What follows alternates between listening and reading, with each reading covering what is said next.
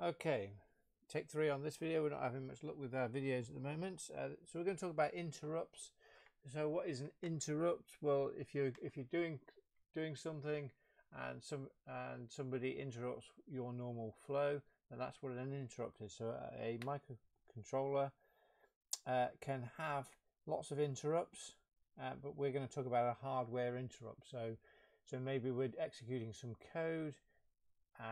Traffic lights, for example, traffic lights doing a normal traffic light sequence, and so a pedestrian comes along and wants to interrupt that sequence so that they can cross the road. So they press a switch and there's a logic high on the interrupt, on an interrupt pin, that then causes this to go off and do an interrupt program. A lot of ramble there, I know, but so that we can enable interrupts to occur, we need to set bits 7 and 4 in the interrupt control register, intcon register. So I've just labelled them there, and we also will be looking at bit 1, but we'll come along with that in a minute. Okay, so how do we set bits 7 and 4? Well, we've done this before, but I'll just show you how to do it. So I'm going to set a bit in a file register. File register is the intcon, and which bit I'm going to set, well, we can call it by its name, so that would effectively be setting bit 4, and then this one would then be setting the bit 7. The other thing I'm going to just do there is, because I'm going to be saving my working register the same as when I do subroutines, because we have the same premise, we need to save the working register when we enter an interrupt, so that if we destroy it, it's still there when we come back. So I'm going to use a label this time rather than calling up register B20, so I can have a nice easy label. Okay, so that's, where does this sit? Well, this sits right at the beginning of the program, right at the start, where we do all our initial configuration, setting up the input ports and output ports. So that's where those 2 lines would sit. So after that, we can now then write our interrupt code.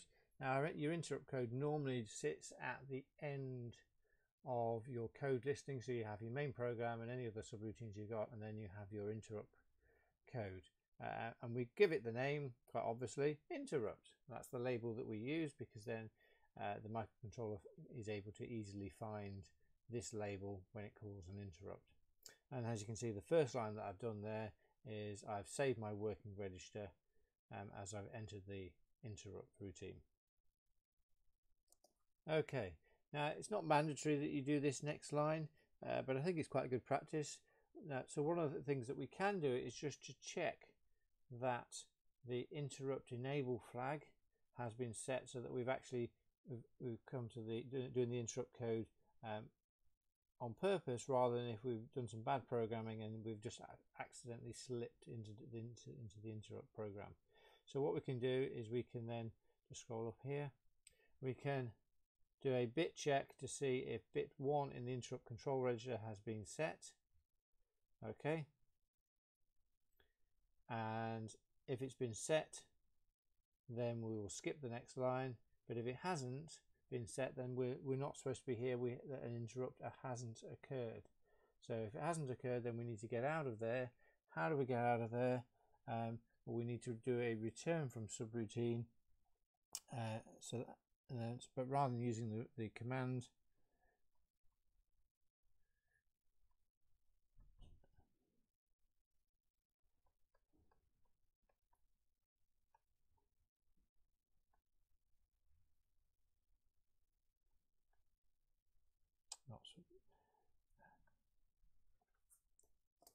so that we use the retfee command to return from our interrupt, because no interrupt was occurred. If an interrupt has occurred, then we can carry on. So then we're going to have our code, whatever we want our interrupt to do. So that's where we would write our code, make things flash, that things turn off and on, a buzzer go, warning, whatever our interrupt might be. So we've finished our code. So therefore, we now need to exit our interrupt.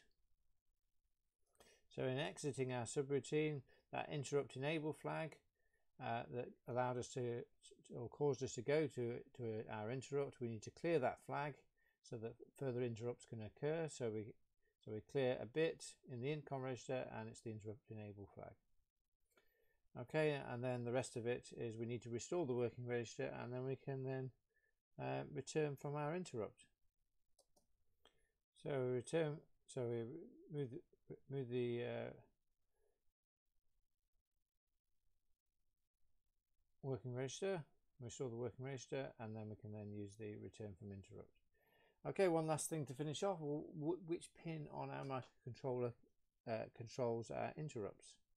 So for our interrupts to occur, then we need to have a logic high on port A bit 7.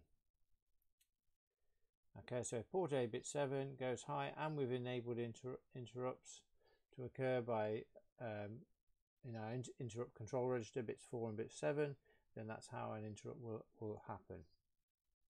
Okay, that's how we do it with pickaxe for pickaxe only. Now pickaxe only is a little bit different. Now if we're actually then answering a question in an exam on interrupts, because our pickaxe is using